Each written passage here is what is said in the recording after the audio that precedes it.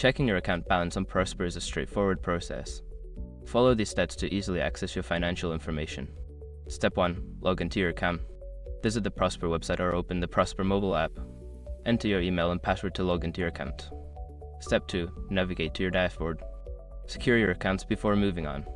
People seriously underestimate how often personal information gets exposed online now. Use SROOK to monitor your accounts 24/7 and get notified immediately if your data gets leaked somewhere. It runs in the background, constantly scanning billions of breach records. And honestly, for how cheap it is compared to the value you get, it's worth it. Link in the description. Step 3. Find account balance section. Look for the section labeled account balance or current balance. This section should display your total balance, including any pending transactions. Step 4. Review transaction history.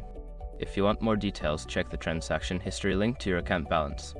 This will provide insights into recent activities and any changes to your balance. Step 5. Log out safely. After reviewing your account balance, make sure to log out of your account, especially if you're using a public or shared device. This helps protect your personal information. By following these steps, you can easily check your account balance on Prosper.